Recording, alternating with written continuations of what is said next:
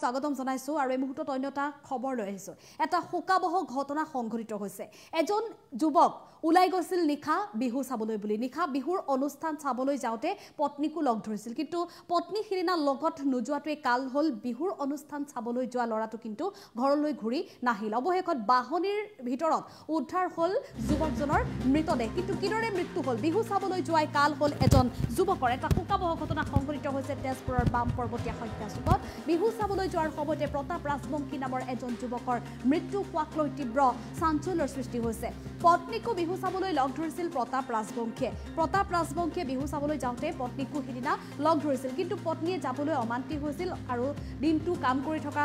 বাবে তেওঁ পত্নীয়ে বিহু চাবলৈ নগৈছিল ঘৰতে থাকিছিল কিন্তু উলাই গৈছিল লৰাজন অকলে ৰাতি ঘৰলৈ ঘূৰি নহা যুৱকজনক পোৱা বাহনিৰ মাজত প্ৰত্যক্ষ কৰে ৰাইজে মৃত্যু মুখত পৰা যুৱকজনৰ দেহত আঘাতৰ চিন স্পষ্ট যিজন যুৱকে মৃত্যু খাবতি লৈছে যুৱকজনৰ মুখত দেহত আঘাতৰ চিন স্পষ্ট হৈছে কিদৰে মৃত্যু মুখত পৰিল যুৱকজন তাক লৈ এতিয়া পৰিয়ালৰ সন্দেহ পৰিয়ালৰ লগতে স্থানীয় লোকসকলে এতিয়া সন্দেহ প্ৰকাশ কৰিছে কোনোবাই হত্যা কৰি এনেধৰণে পেলাই থৈ যোৱা বুলি প্ৰতাপ ৰাজবংশীৰ মৃত্যুৰ পিছতে হাহাকাৰ অৱস্থাৰ সৃষ্টি হৈছে এতিয়া দৰিদ্ৰ পৰিয়ালটোৰ পিতৃ পত্নী ভাগি পৰিছে কান্দোনত এটা চাঞ্চল্যকৰ হত্যাকাণ্ড সংঘটিত হৈছে আৰু শীঘ্ৰেই দোষীক কৰায়ত্ব কৰি কঠোৰ শাস্তি দিয়াৰ দাবী জনাইছে স্থানীয় ৰাইজ আৰু পত্নী আৰু পিতৃয়ে তেজপুৰৰ বাম পৰ্বতীয়া চুকত এই ঘটনা সংঘটিত হৈছে তেজপুৰত এই নৃশংস ঘটনাটো সংঘটিত হৈছে আৰু এই ঘটনাটোক লৈ এতিয়া চাঞ্চল্যৰ বিৰাজ কৰিছে তেজপুৰৰ বাম পৰ্বতীয়া হত্যা চুবুৰীত হত্যা হিংসাৰে যেন ভৰি পৰিছে এই তেজপুৰৰ বিভিন্ন প্ৰান্তত বিগত দিনসমূহত কেইবাটাও হত্যাকাণ্ডৰ ঘটনা সংঘটিত হৈছিল আৰু এইবাৰ এই দৰিদ্ৰ যুৱকজনক এনেদৰে বিহু চাবলৈ গৈ মৃত্যু মুখত পৰা এই যুৱকজনৰ মৃত্যুৰে এতিয়া প্ৰতিগৰাকী লোককে আচৰিত কৰি তুলিছে প্ৰতিগৰাকী লোককে আচলতে ভাবুক কৰি তুলিছে এই হত্যাকাণ্ডৰ ঘটনাটোৱে সকলোৱে সন্দেহ কৰিছে যেহেতু যুৱকজন বিহু চাবলৈ ওলাই গৈছিল গতিকে বিহু চাবলৈ যোৱা ল'ৰাজন যেতিয়া ৰাতিপুৱালৈকে ঘৰলৈ নাহিল আৰু নিশাৰ ভাগত ওলাই যোৱা ল'ৰাজন ৰাতিপুৱালৈকে ঘৰলৈ নাহিল আৰু তাৰ পিছতে যেতিয়া বাহনিৰ মাজত মৃতদেহ উদ্ধাৰ হৈছে তাৰ পিছতে এই ঘটনাটো সমগ্ৰ ঘটনাটো ৰহস্যৰ আৱৰ্তত সোমাই পৰিছে আৰু সকলোৱে যেতিয়া মৃতদেহ প্ৰত্যক্ষ কৰিছিল মৃতদেহৰ সম্পূৰ্ণ আঘাত দেখিছিল দেহৰ বিভিন্ন অংশত আঘাত দেখিছিল আঘাত স্পষ্ট হৈ আছিল আৰু তাৰ পিছতে সকলোৱে এতিয়া উল্লেখ কৰিছে যে এয়া সকলোৱে সন্দেহ কৰিছে যে এয়া স্বাভাৱিক মৃত্যু নহয় এয়া হত্যাকাণ্ড কোনোবাই হত্যা কৰি এনেধৰণে প্ৰতাপ ৰাজবংশীক হত্যা কৰি বাহনিৰ মাজত পেলাই থৈ যোৱা বুলি এতিয়া সকলোৱে সন্দেহ প্ৰকাশ কৰিছে বিগত কেইবাদিনো যিহেতু কেইবাটাও শিহৰণকাৰী হত্যাকাণ্ড সংঘটিত হৈছে আৰু এই হত্যাকাণ্ডসমূহে তেজপুৰৰ বিভিন্ন প্ৰান্তৰ লোকসকলক আচলতে শংকিত কৰি তুলিছে আৰু এইবাৰ পুনৰ প্ৰতাপ ৰাজবংশীৰ সৈতে এই যি হত্যাকাণ্ড সংঘটিত হৈছে যি ঘটনা সংঘটিত হৈছে এই ঘটনাক লৈ এতিয়া পৰিয়ালটোত কান্দোনৰ ৰোল উঠিছে পিতৃয়ে কান্দিছে দুৰ্ভগীয়া পত্নীয়ে কান্দিছে নিজৰ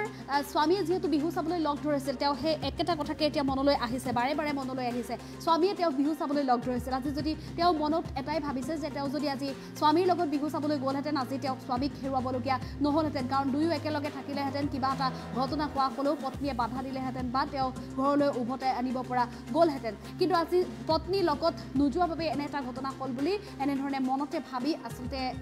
দুৰ্ভগীয়া এগৰাকী পত্নীয়ে কেৱল এতিয়া হৃদয় বিদাৰি কান্দিছে দুৰ্ভগীয়া পিতৃয়ে নিজৰ পুত্ৰ বিহুৰ আনন্দ উল্লাসৰ মাজত বিহু চাবলৈ গৈছিল ৰাতি বিহুৰ অনুষ্ঠান উপভোগ কৰিবলৈ গৈ এনেধৰণে শোকাবহ মৃত্যুক আদৰি লোৱা ঘটনাটোৰ পিছতে এতিয়া হাহাকাৰ অৱস্থাৰ সৃষ্টি হৈছে তেজপুৰৰ বাম পৰ্বতীয়া হত্যা চুবুৰীত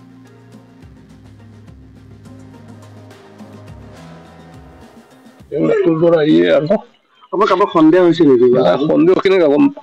সন্দেহ বুলি ক'ব নোৱাৰো তাৰ ল'ৰা ঢেৰ লগৰীয়া আছে এইবিলাক কথা কেনেকে কম যে চবে একেলগে ঘূৰে ফুৰে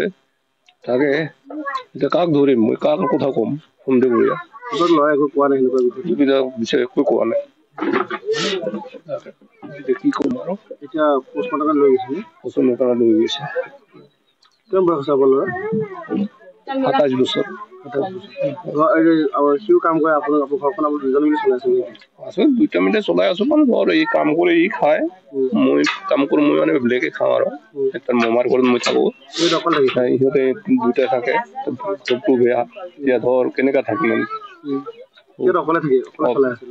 বোৱাৰী আছে সিহঁতে থাকে ইহঁতে দুটাই খায় ইয়াত মই তাত থাকো আৰু তাৰ মামাৰ ঘৰত বোলে কামত গৈছিলে দিনত কামৰ পৰা আহিলে আহি পেলাই তাইখনো গাড়ীখনত আহিছে ৰাস্তাত ৰখিছে সি ঘৰলৈ আহিছে 8:15 8টামানতে আৰু তাৰপিছত সি এনো তাইক কৈ গৈছে মই বিহু চাবলৈ যাম তুমি ওলাবা তাই কৈছে মই নাযাওঁ কৈছে নালাগে ওলাবা মই আহি আছো বুলি কয় আৰু এতিয়া মৰাহে দেখিছো আমি ৰাতি কোনোবাই কৈছে যে প্ৰতাপ মদ খাই পেলাই পৰি আছে এনেকে কৈছে সেই ৰাস্তাত এনেকে কৈছে তেতিয়া তাৰ মাজতে কোনোবাই কৈছে হেৰি পানী চানী দিছো তাৰপৰা আকৌ কোনোবাই কৈছে নাই ঘৰলৈ আহিল চাগে এনেকে ভাবি থাকি গলো ৰাতিপুৱা যেতিয়া কৈছে তাত মানুহ এটা পৰি আছে তেতিয়া আমি গৈছো তাত মৰাই পাইছো আমি পুলিচক জনাইছো গামবুঢ়াক জনাইছো সেই সিমানখিনি আমি জানো 11টা মান 10টা মান মই ইমান টাইমটো নাজানো কিন্তু আমি তাতে আছো 8টা মানতে আমি গম পাইছো মই কিন্তু দেখা নাই কিন্তু মই চোৱাগৈ নাই মই চাবলৈ খা নাই মই মামীয়ে হয় কোনোবাই কৈছে তেজ ওলাই আছে মুখখন ভঙা ন মই কিন্তু দেখা নাই সেইটো খালি মই মুখ ভাগা নাই যদি তাক কোনোবাই যদি মাৰিছে কৰিছে কিবা কৰিছে নাজানো আমি যদি কৰিছে তাৰ মানে বিচাৰটো লাগে তাৰ বিচাৰ নাজানো সেইটো বিষয়ে আমি দেখা নাই এইটো ঘৈণীয়েকক সুধিছো কাৰ লগত কৈছে ময়ো দেখা নাই খালি আহি মোক ওলাবলৈ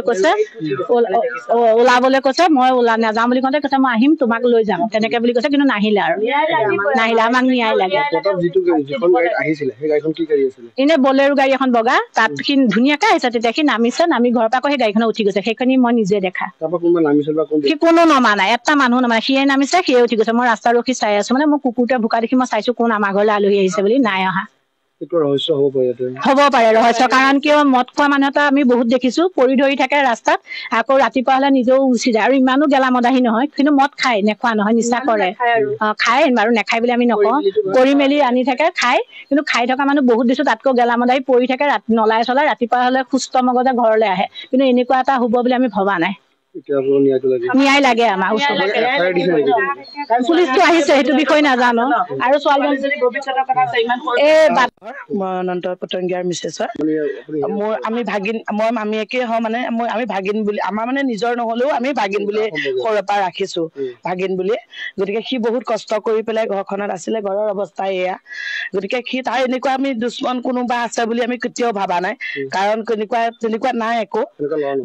নহয় ঘৈণীয়েকজনী আজি 1 বছৰ হল এইটো ঘৰতে তাই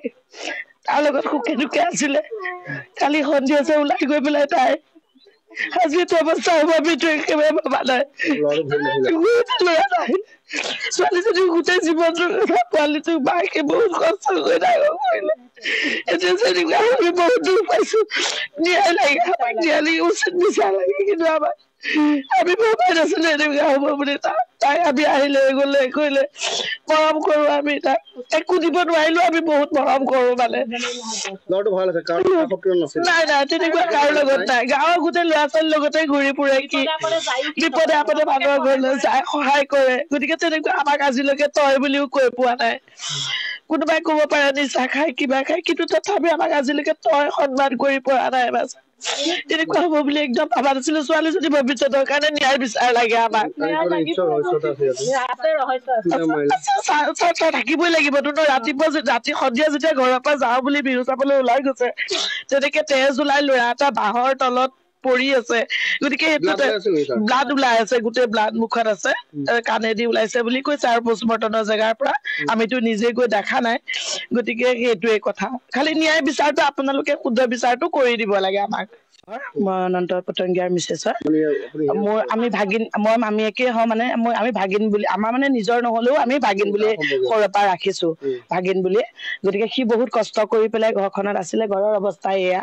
গতিকে সি তাৰ এনেকুৱা আমি দুশ্মন কোনোবা আছে বুলি আমি কেতিয়াও ভাবা নাই কাৰণ তেনেকুৱা নাই একো নহয় ঘৈণীয়েকজনী আজি 1 বছৰ হল এইটো ঘৰতে তাই তাৰ লগত সুখে আছিলে কালি সন্ধিয়া ওলাই গৈ পেলাই তাই আজি এইটো অৱস্থা হ'ব আমিতো একেবাৰে ভবা নাই ছোৱালীজনী গোটেই জীৱনটোৰ কথা পোৱালীটোক মাকে বহুত কষ্ট কৰি ডাঙৰ কৰিলে এতিয়া যেনেকুৱা আমি বহুত দুখ পাইছো ন্যায় লাগে উচিত বিচাৰ লাগে কিন্তু আমি ভবাই নাছিলো এনেকুৱা হ'ব বুলি। তাই আমি আহিলে গ'লে কৰিলে মৰম কৰো আমি তাক একো দিব নোৱাৰিলো আমি বহুত মৰম কৰো মানে। নাই নাই তেনেকুৱা কাৰো লগত নাই। গাঁৱৰ গোটেই ল'ৰা ছোৱালীৰ লগতে ঘূৰি ফুৰে কি বিপদে আপদে মানুহৰ ঘৰলৈ যায় সহায় কৰে। গতিকে তেনেকুৱা আমাক আজিলৈকে তই বুলিও কৈ পোৱা নাই। কোনোবাই ক'ব পাৰে নিচা খাই কিবা খাই, কিন্তু তথাপি আমাক আজিলৈকে তই সন্মান কৰি পৰা নাই। বাছ তেনেকুৱা হ'ব বুলি একদম ভাবা নাছিলো। ছোৱালীজনী ভৱিষ্যতৰ কাৰণে ন্যায় বিচাৰ লাগে আমাক। থাকিবই লাগিব তো। ৰাতিপুৱা ৰাতি সন্ধিয়া যেতিয়া ঘৰৰ পৰা যাওঁ বুলি বিহু চাবলৈ ওলাই গৈছে, তেনেকে তেজ ওলাই ল'ৰা এটা বাঁহৰ তলত পৰি আছে। গতিকে সেইটো ব্লাড ওলাই আছে, গোটেই ব্লাড মুখত আছে, কাণেদি ওলাইছে বুলি কৈছে আৰু পষ্টমৰ্টমৰ জেগাৰ পৰা। আমিতো নিজে গৈ দেখা নাই। গতিকে সেইটোৱে কথা। খালি ন্যায় বিচাৰটো আপোনালোকে শুদ্ধ বিচাৰটো কৰি দিব লাগে আমাক। মই অনন্ত পতংগীয়াৰ মিছেছৰ মোৰ আমি ভাগিন, মই মামীয়েকে হওঁ মানে। আমি ভাগিন বুলি আমাৰ মানে নিজৰ নহলেও আমি ভাগিন বুলি সৰুৰ পৰা ৰাখিছো, ভাগিন বুলি। গতিকে সি বহুত কষ্ট কৰি পেলাই ঘৰখনত আছিলে। ঘৰৰ অৱস্থা এয়া। গতিকে সি তাৰ এনেকুৱা আমি দুশ্মন কোনোবা আছে বুলি আমি কেতিয়াও ভাবা নাই। কাৰণ তেনেকুৱা নাই একো। নহয় ঘনীয়েকজনী আজি 1 বছৰ হ'ল এইটো ঘৰতে তাই তাৰ লগত সুখে দুখে আছিলে। কালি সন্ধিয়া ওলাই গৈ পেলাই তাই আজি এইটো অৱস্থা হ'ব আমিতো একেবাৰে ভবা নাই। ছোৱালীজনী গোটেই জীৱনটোৰ কথা পোৱালিটোক মাকে বহুত কষ্ট কৰি ডাঙৰ কৰিলে। এতিয়া যেনেকুৱা আমি বহুত দুখ পাইছো। ন্যায় লাগে আমাক, ন্যায় লাগে, উচিত বিচাৰ লাগে। কিন্তু আমি ভবাই নাছিলো এনেকুৱা হ'ব বুলি। তাই আমি আহিলে গ'লে কৰিলে মৰম কৰো আমি তাক একো দিব নোৱাৰিলো আমি বহুত মৰম কৰো মানে। নাই নাই